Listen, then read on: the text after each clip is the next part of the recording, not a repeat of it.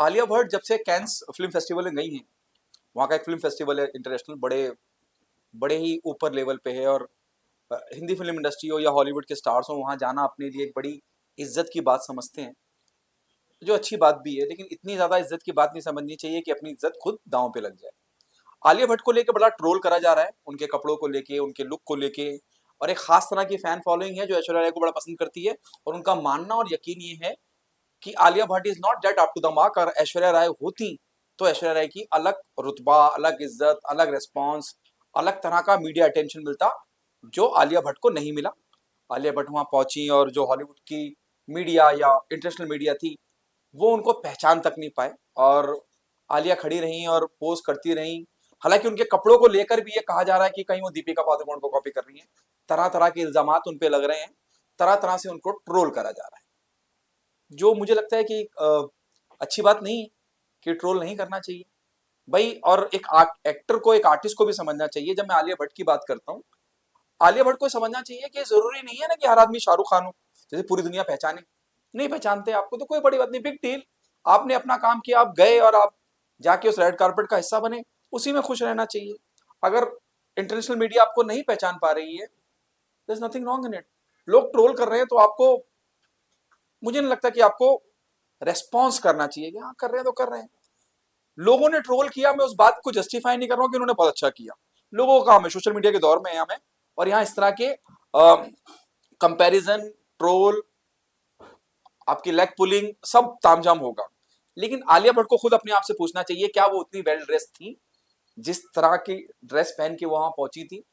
क्या red carpet पे उनको वाकई में का जो ऑन कैमरा नजर आता है, यकीनन उनको इंटरनेशनल मीडिया ने उतना रेस्पॉन्स नहीं दिया। अगर आप ऐश्वर्या राय के पिछले जितने भी विजिट उनके कैंस फिल्म फेस्टिवल में हुए हैं, अगर आप देखेंगे, ऐश ऐश चिल्लाते हैं, द फिरंग, ऐश, या this on your right side, this is how they, when Aishwarya visited Cannes festival, film festival, जब भी हो गई। तो इसमें इस बात को मानने में या कबूल करने में क्या बुराई है? आप छोटे थोड़ी हो जाएंगे।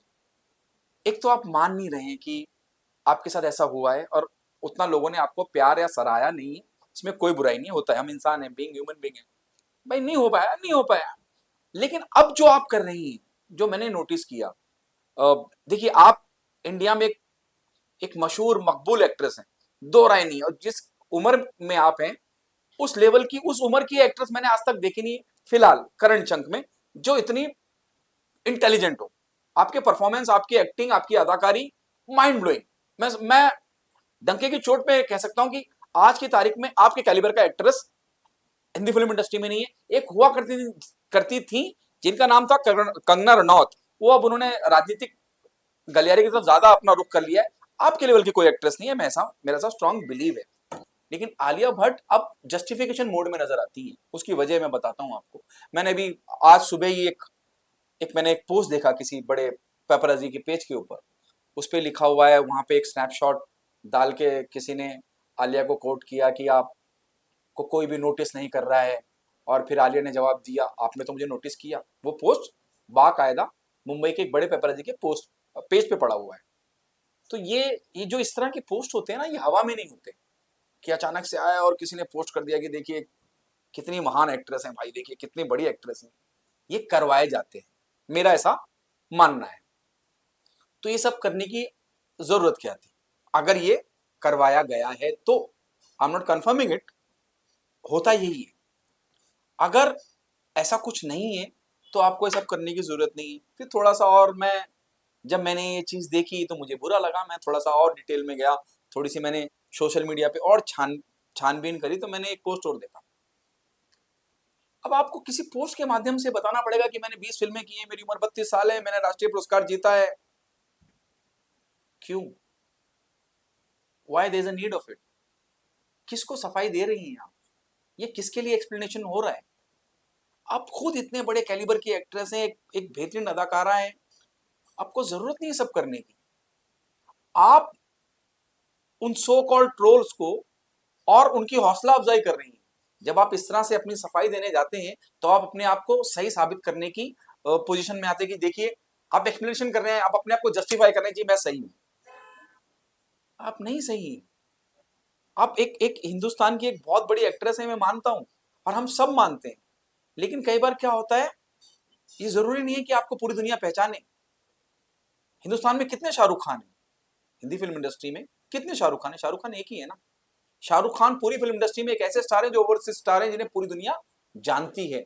हर दूसरी तीसरे मुल्क के तो वो ब्रांड एम्बेसडर हैं, और कहीं उनको कोई उपाधि मिली हुई है, कहीं कोई उपाधि मिली हुई है। Shahrukh Khan is one of the most famous personality from India. प्रभावशाली लोगों में नाम आता है उनका। और आलिया, आपकी तो महज उम्र ही 32 साल है, मतलब ऐश्वर्या राय को अगर लोग आपसे ज्यादा पहचानते हैं इंटरनेशनल ग्लोबली, तो उसमें कोई बुराई थोड़ी है। लेकिन जब आप इस तरह की सफाइयों वाले मूड में आते हैं, एक्सप्लेनेशन वाले मूड में आते हैं, तो वहां प्रॉब्लम आती है। और फिर वहां ऐसा लगता है कि वो ट्रोल सही है और आप गलत हैं।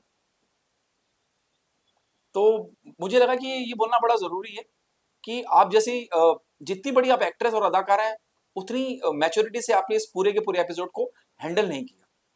इसको हैंडल करने का एक ही तरीका है, being a journalist, what I experience through this journey of mine, complete silence. जितने भी बड़े एक्टर हैं, सुपरस्टार्स हैं, ए लिस्टलर, बी लिस्टलर, अगर उनकी जिंदगी में जब ट्रोल आते हैं, तो मुझे ऐसा लगता है बीइंग अ जर्नलिस्ट, उनको एक लंबी खामोशी इख्तियार कर लेनी चाहिए।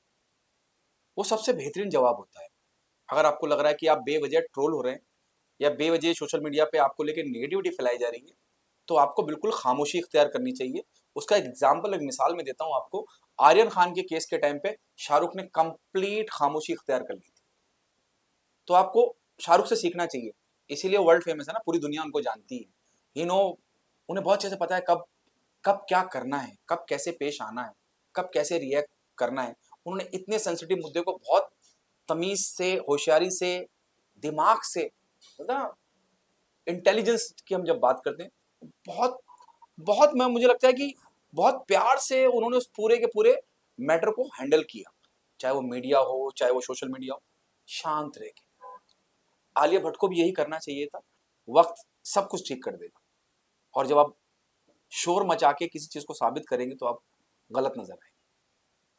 This is what I felt about this entire episode of Alia Bhatt getting troll at Cannes film festival. फिलहाल के लिए इतना ही। अल्लाह हाफिज। और आप अपनी राय जरूर बताइए, हो सकता है कि मैं गलत हूँ और आप सही हो। मुझे ऐसा लगा, और मुझे लगा ये बोलना जरूरी है, तो मैंने बोला।